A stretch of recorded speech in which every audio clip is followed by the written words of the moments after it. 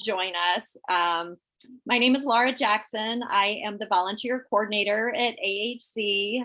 I really appreciate you joining us tonight. We're gonna have a big agenda, but get it all done in an hour. I am recording the meeting, but it'll be mostly the slideshow that we'll be looking at. You're welcome back. So for the rest of the meeting, we're gonna all be together. You're a big group. Hopefully this works. Really encourage you to use the chat, and then I'll also have times that you can speak up. So the first topic is how to tutor on something that you don't remember. And I am the expert on this because I tutor at Virginia Gardens, and I really don't remember anything that I learned in middle school and high school, apparently. So the good news for me and the good news for all of you is we don't expect you to be an expert. We don't expect you to be a teacher. If you are an expert and you are a teacher, that's great, but even you only have an hour with the student once a week. So even if you're an expert, you're not going to be able to teach them everything that they need to know. So really your role is to help them learn, help them to be advocates for themselves. I'm not going to go through every example on here of things that you can do, but believe me, I have done them all. So one of the things just to point out is that many of our students are from immigrant families, so their parents didn't go to school in the US, and so they might not know that there are study groups during lunchtime or sometimes after school that you can email a student, a teacher. You can do that directly, I'm pretty sure, from their Canvas program. So if they think they can't do that, like, it is all very accessible to them through that Arlington thing. And just encouraging them to know that it's okay to ask for help, that there are going to be times when you're not going to know everything. And sure, you can ask Google, but you can also ask people at school. You can ask your friends. You can ask the other volunteers in the room. I do that all the time. And then you can also ask the staff. And if you're working with somebody who just consistently always needs help with physics and you really don't know physics, talk to the staff, and we can switch up the tutoring pairs if need be. But you know, for the most part, I think that you are able to help them in some way. And yay, I see a hand raised, and please chat. At this point, I'm supposed to be watching the time also, but would love to hear from some of you, especially if you've been doing this for a while, if you have suggestions about this, or if you have more questions. So did you say that we could communicate directly with one of the teachers? You can't, but your student can. And what we want them to do is for them to take ownership. But through the platforms that APS has, the Canvas and Student View, and I don't remember which one is which that has this, but there are ways that they can communicate with the teacher that way. So they can send the teacher an email. I really didn't understand what we were talking about in math yesterday. When is the next help session? So yes, absolutely, you can do that. Anybody else that's been doing this for a while or is brand new and has questions about this? Any suggestions? I have a question maybe about how to streamline getting their study sheets. For example, my student was studying for a test on tides and phases of the moon. And sure, we can Google that and get definitions or whatever, but I wanted to see, you know, what the teacher wanted. And I feel like it took forever for my student to even find it. So I don't know if there's an easier... were you, I don't know if you were trying to do that virtually or in person. For this, I was there this time with her. Yeah, really, it's so much easier when you can watch them. It does depend. Some teachers seem to be better at putting everything online than others.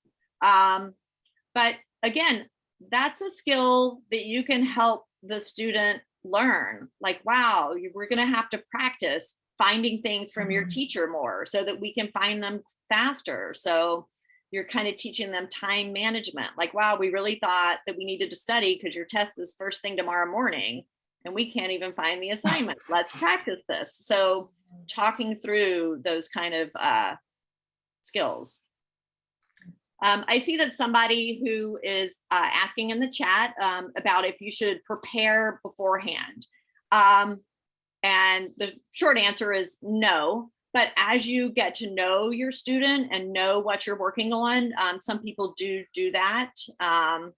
So when my student asked me, do you know SOHCAHTOA? I absolutely did not know SOHCAHTOA, but we looked it up then, and then I reviewed it a little bit more before the next week. So that's something that you can do, but you don't have to do that.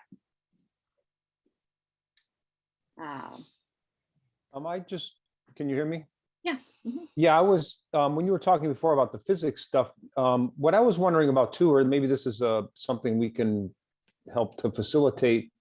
I happen to be retired, so I'll let the kids call me or, if they need to during the week. And I was just wondering, like, if you do have someone, or maybe we can create a list of different people's knowledge in certain classes. So like, for example, physics, geometry, algebra, whatever, I can handle those. And if one of the kids needs help and that tutor doesn't have those knowledge sets, I would be glad to help that child, during the week, or, with a phone call or something like that. Tim, that is fantastic. And I'll make that a broad statement, is that we are always thinking about how to improve our programs. And so getting suggestions like that from you, from volunteers, what you've seen working or ways that you see that we can make it better, we're always considering different things. So thank you for that offer, and for letting me make that more general suggestion to everybody. Any other wisdom to share or questions to share? Questions to pose, I should say.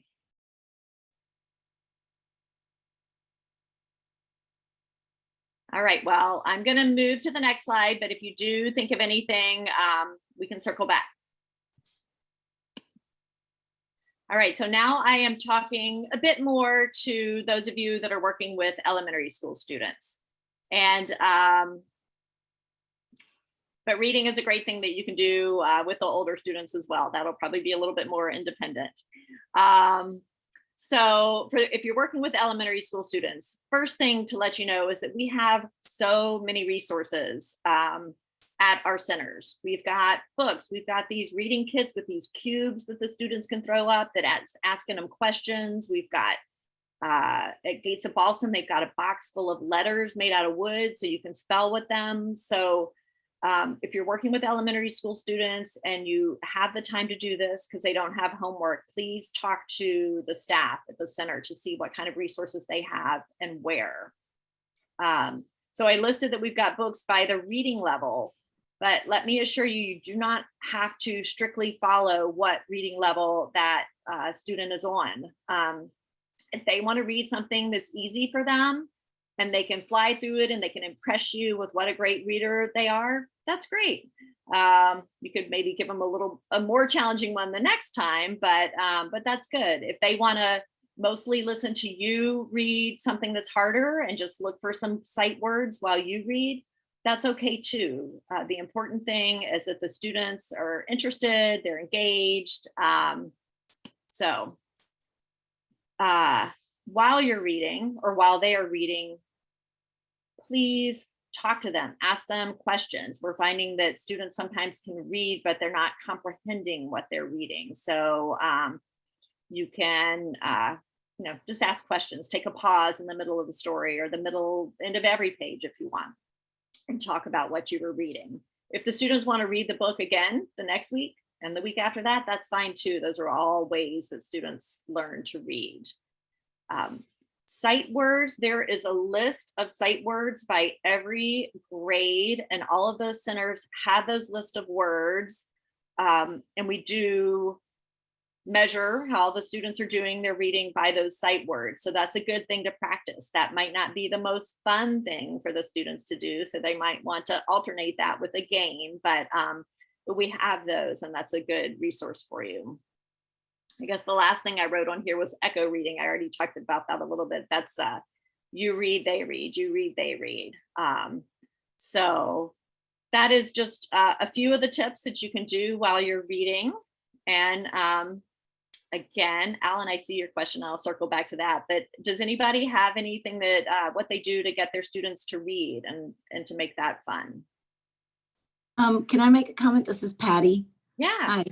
So sometimes when my student says, well, I don't have any homework or I don't have any more homework, I'll just start asking, like what other subjects, what are you doing in whatever social studies or whatever it is. And then if she says, well, I have to read a book, then I'll ask her, tell me about the book. What's it about? To try to at least, talking about that comprehension to get her to practice like talking to me about it. So even though she doesn't have any homework, or she doesn't seem to want to do any practice, math problems or whatever, she'll tell me, at least she's practicing retelling the story and summarizing, and then I'll ask her questions about the story. So that's an idea. Yeah, that's a fantastic idea. Thank you, Patty. I usually read with the kids, and then we might mix things up and there's games for a little bit of the time and that type of thing. But with the reading, I often will have like 2 kids with me and we all trade off reading. So I read one page and the next kid reads the other page and I might read the page. So the kids tend to like, because I want to go read with Miss Lori, because I think they enjoy reading. And then I try to be extremely positive as we're going along, or have suggestions on how to make reading out loud more interesting. Like if they see something in quotations, that means somebody's saying that. So you want to make inflections on your talk as you read, and some of them have picked up on that and done that. I do have a question on whether they're learning phonics or not, or how are they learning in school these days with the reading? Because I feel like I try to tell them to sound out the word, but I don't know if they really get phonics or not. I don't know the answer to that. Does any of my coworkers know the answer to that?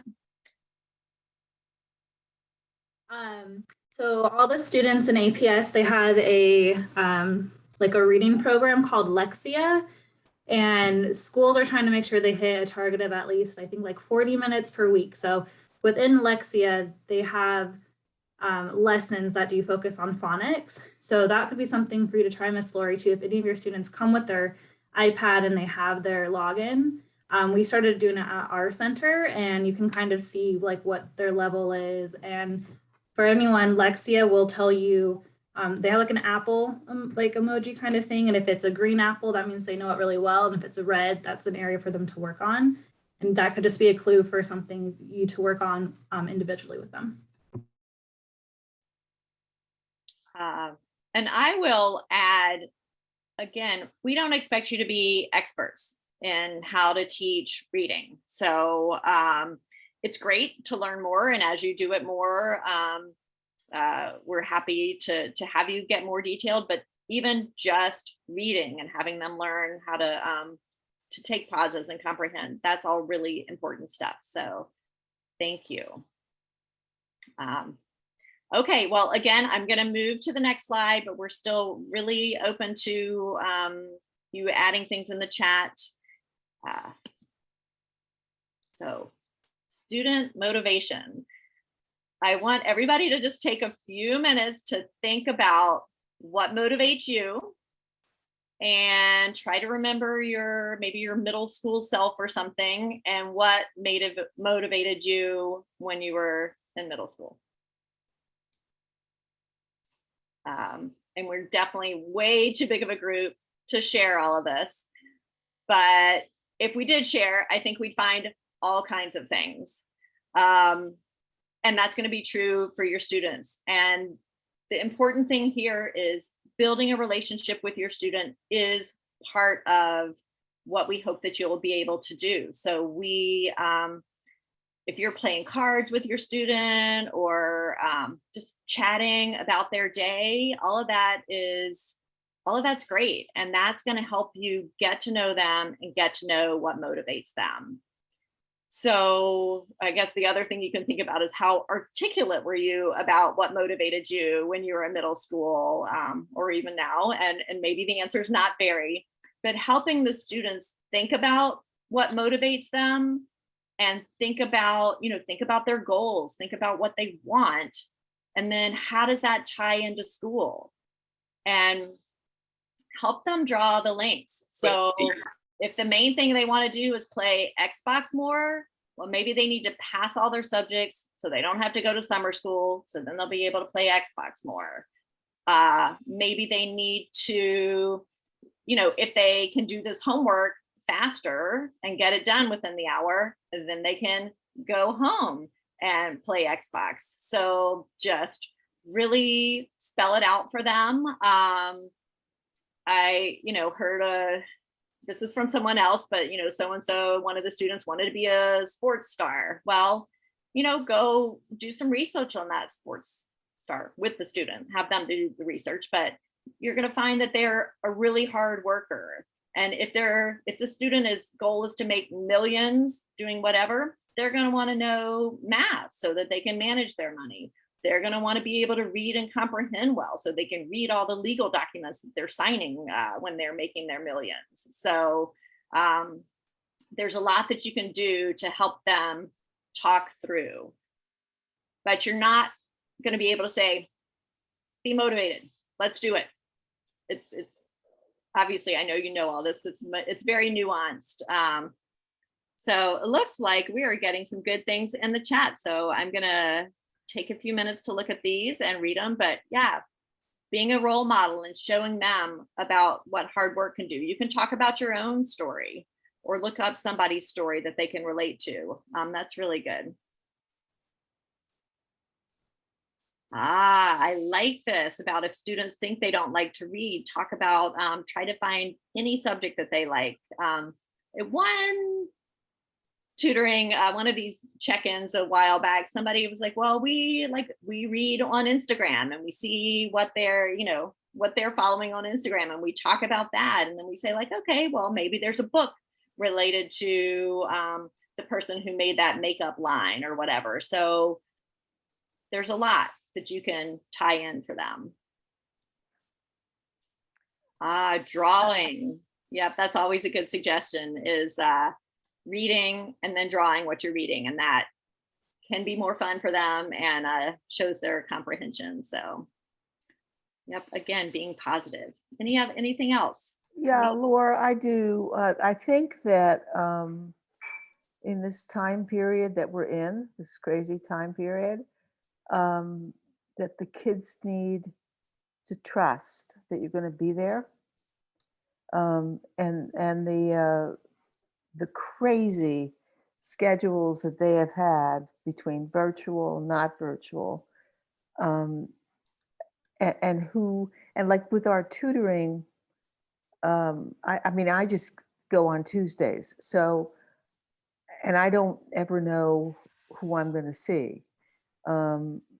And maybe that will, I just started, so that maybe that will even out a little bit. But I don't know how to develop a relationship or even the subject matter. Like I would love to read a book with one student, because the time is so short. From 3:45 to 4:45, and it just goes so fast. And this is their life. I mean, I taught middle school for many, many years, and these children had to rush throughout the day, and they'd never had an hour or an hour and a half to relax and do something with an adult person. And it was so frantic, and their days are frantic, and God knows the days are still frantic, unfortunately. And so I think the consistency and connecting with one, knowing that something is going to happen today at this time is important and gives me a sense of security.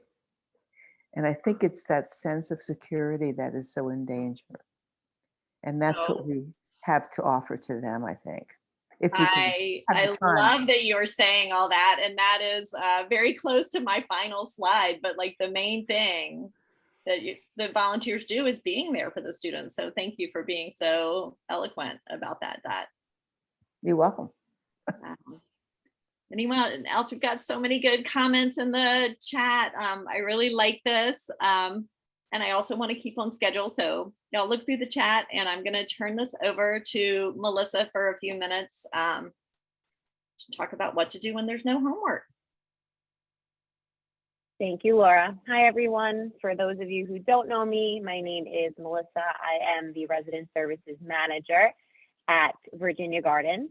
And what I want to talk to you today about is alternate activities. So we are well aware that homework, especially for the younger age groups, seems to be a thing of the past. As frustrating as that is for you, it's just as frustrating for us and the parents. So we hear you and we understand that it is confusing that kids come, to after school program and there's no homework for homework time. But we want to remind you that each site has resources for you to utilize, whether that's games, worksheets, books, however volunteers want to utilize those resources, you are free to do so.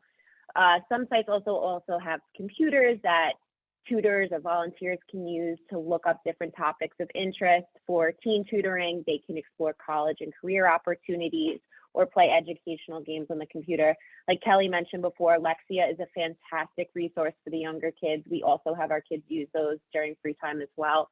And at my site in particular, we have designated folders for age groups. So in there, you would find a bunch of different worksheets, whether it's in math, reading, whatever the case may be. We try to keep it based on their age group and where they're at educationally and academically.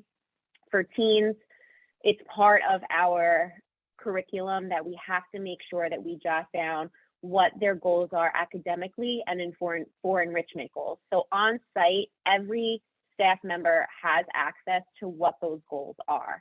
We've put together resource lists, that outline those different interests. So whether it's getting better in math or whether it has something to do with them wanting to join a travel soccer team, we have all of that in our back pocket. So if anybody needed to know, hey, I kind of want to connect with my teen a little bit more on a personal level, we can let you know those enrichment goals and those academic goals, and you can work with them and keep them on track as they move through the year and try to achieve those goals.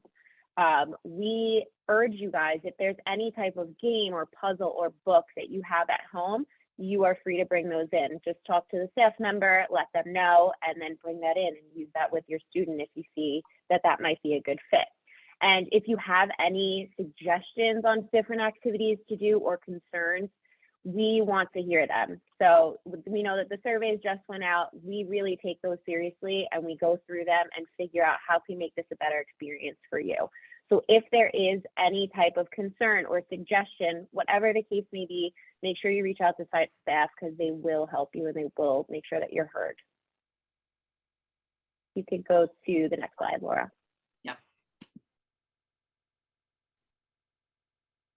So time management, this also ties into the alternate activities, and we know that hour-long sessions with kids can feel draining and frustrating, and sometimes we're not really sure where to begin with our students. So a quick check-in with the student is a really good way to build that relationship. So we constantly stress, and I constantly stress with my volunteers, relationship building. So like Dorothy said before, having somebody that is there week after week, a familiar face, somebody that those kids can trust, makes all the difference. These kids come from vulnerable populations, from unstable homes.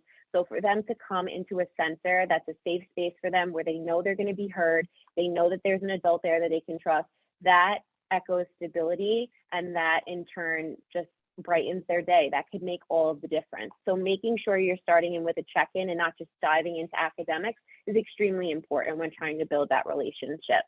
With our teens, some of them come unprepared or unmotivated and just flat out uninterested, and that's okay. Sometimes we feel that way when we show up to work. So it's okay for them to feel that way. So as I mentioned, the personal check-ins, they don't have to surround academics. It could be a simple conversation about what they did this weekend or something that they're looking forward to the upcoming week. So it's important to make sure that those check-ins, though, also stay within the appropriate boundaries that Laura has sent out to each and every volunteer. Help your students prioritize different tasks and assignments and studying, teaching them how to use a planner or an online calendar. Those are all different tasks that they need to learn how to use to keep them on track, to reach their goals, to better their grades. Everything in turn rolls into the other. Assist them with different organization skills, whether that's cleaning out their backpacks, their binders, their folders. Sometimes those kids aren't really even sure where to begin with organization. Helping them declutter could just help them stay on task and make them feel a little bit less stressed. I know most sites have extra materials on site, so if you need an extra binder, simply ask and you can kind of go through that. I've had a few volunteers ask me for binders, and they'll go through some of their children's binders that they have and just organize it for them, and then they feel a sense of calm. They look at their binder and they're able to find what they need to look for, what they need to study. So those are all different ways that you can help students within that time that aren't necessarily academic based, and like I said, that is okay. For student viewing Canvas, on this slide, when Laura sends it out, you'll be able to click on those links and it'll take you directly to how to log into those sites.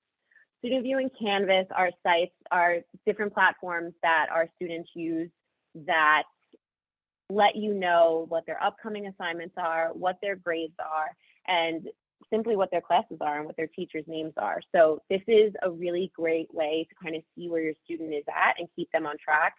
I know at my site, we have a whole list of logins, so we sent them out to our volunteers. If anybody needs them, you can simply ask the student.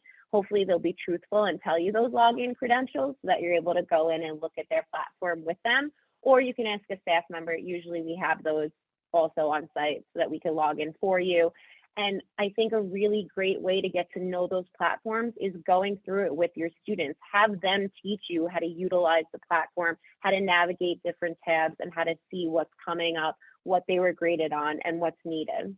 I think that as long as you have a good bond with these students, that's a great way, to have them let you into their little academic world. So it's a really good tool. And when you do get this presentation, you can also click on the YouTube video that's embedded in the presentation, and you can watch somebody log in as a student and kind of go through the platform.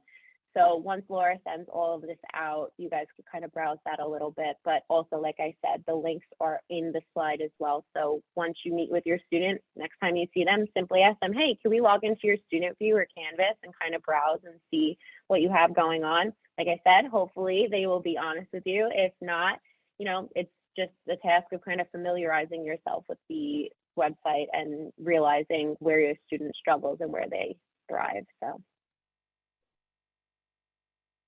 Melissa, can I ask a question real fast? I'm pretty sure, and I should know the answer, that this is related to teen tutoring, these two sites. So I don't know if elementary school students use this at all, but we're not as focused on their grades as we are when they're in middle and high school. Is that right? Right. So yeah, those two platforms are really geared towards the teen program that we have, so middle school and high school. Like Laura said, for the younger age groups, we do sight word work and simple math that they should be on track with. That's really how we kind of gauge where they're at in terms of academics. Great. All right. Good. Thank you. All right, so this is circling back to what Dot said, and although she said it much better, but really our main expectation of you is that you come. We really appreciate you coming. If you cannot be there, please email the staff. I'm going to have all of the staff contact information at the end. Hopefully you already have that. Some staff might prefer you to text them or even call if it's you're running late. You can tell that you're just not going to be there on time, but you are going to come, something like that. But just when you let us know, then we can let the students know, and that's really important for them to build the trust. And the other thing I really wanted to emphasize is please talk to staff when you need help when something's going well, talk to them. If you have questions about something, if you're concerned, anything specific or general, they really want to talk. That's their job, is to support you and to support the students, and they want to do that, but they won't know unless they hear from you. And then the last thing, with the help of some of my coworkers, I'm making a handbook for volunteers. It really is going to be a lot of this information that we're going over, but for those of you that like to read things, I'm going to send that out. I will also be sending out a link to the Arlington Public School calendar, which we follow, and our updated COVID protocols. So I will send that all out by email as well. So we're really doing great on time. These are tips from all of you. And you've also been doing a great job of writing in the chat. And I'm gonna just read a few of these from the chat out loud, but sharing with the students about what was hard for you is always great. And how you overcome those, what tricks you use. And then praise, being excited, positive reinforcement, all of that. You can, if you can praise them in front of the staff member, that's great. Tell them, like, hey, go tell your parents that you're doing really well in this subject. Be sure to brag to your parents, and things like that. And let's see. Somebody asked a question. Yes, going into the student viewer canvas. Yes, please do that with the student or, with the staff member, but during program time. So that's not something that you'll be doing at home, trying to get ahead. All right, are there other suggestions or questions? We went through all this so quickly.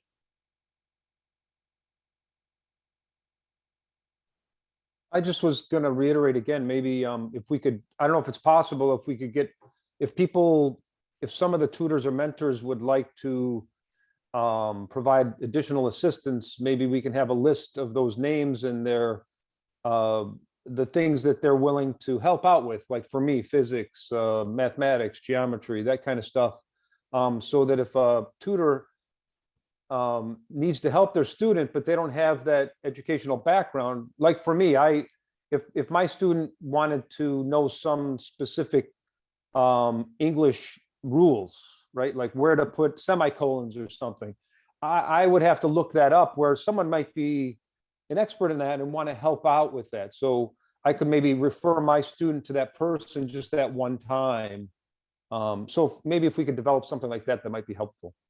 Yeah, and thank you for bringing that up again. And that makes me, Alan had typed in the chat about if you could get in touch with your student directly. And the answer is kind of yes and no. It's mostly no. We always operated, before anything was virtual, your contact with your student was in the center. And that is still, we really believe that being in person with the students is what's working best. But we found that virtual does have some benefits. And so there have been some students who haven't been able to come back that are connecting with volunteers individually. And so that's not something that's prohibited anymore. It's just something that we have to work out the details. So, so to Tim's point about getting that list, I'm going to think through the best way to collect that and do that. But we can do that some now virtually, which is nice. So, hopefully thank you for the suggestion, and hopefully that answers your question, Alan. So Laura, but that would be mostly for the older kids, not the little kids, right? Yes. I mean, we're not supposed to be in touch with them outside of the. Right. But I remember, I'll share this with everybody. Lori one time wrote, did you write postcards when you traveled? She sent them to the center, and then the center staff was able to share it with the younger students. So yeah, I sent cards after we closed down because of COVID in March of 2020, which 500 years ago, 2 years ago. I sent each person a card and said I really missed them, and that I hope they were trying to still do their good work online with their schools, and that I look forward to seeing them when we could go back. So yeah, and they got the cards and they seemed to appreciate them. Yeah, absolutely. So thank you for that. All right. What about other questions or suggestions? Y'all are really the experts, and I would love to hear from you.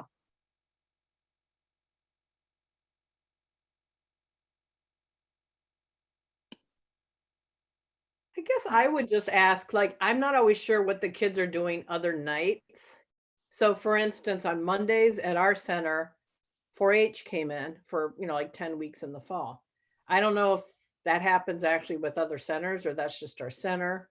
That happens Monday nights, but not probably Tuesday, Wednesday, or Thursday with the kids. And then, so I'm kind of curious on it might be more sense of continuity if we better understood what happens sort of every night of the week that they go, because we each only go once. Right, and that's a great question. And one of the things that pretty much came through in the survey was people would love to hear from staff more. They every center has a monthly calendar, and so I'm going to be encouraging the staff to share that with you. But you can also just ask, like, I'd love to see a copy of the monthly calendar. Our programs with elementary school students are so varied and all so different. So 4-H, where Lori is, Fort Henry has a 4-H program. Other centers have the educational theater company come in. Arlington has an art lending library, and so those come into different centers. There's a lot that goes on during the week in addition to the volunteer time or the brain time. And so and I hope that the staff will share that with you, because they should be proud of themselves, all the different programming that they're pulling in and the opportunities that they're giving to the students. So I'm sure they intend to share if they haven't already. Oh, somebody's asking about coming more than once a week. Woohoo. I think that pretty much every center would say yes to that. So that is really fantastic. Thank you. And I definitely can't speak for everybody, but in terms of if you're gonna miss a week, but then the following week you could come in twice, like once you get to know the students, they're probably happy to have you not pop in, always communicate with staff first to see what's going on. But if you needed to switch days or could come an extra day some weeks, but not every week, please talk to the staff at your center about that.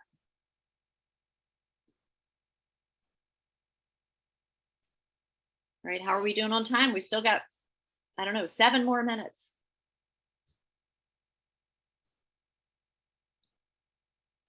All right, well, I'm going to stay on, and I think my coworkers will stay on until 6. If anybody wants to stay on or go back into a breakout room or try to have a private chat with the people at your center.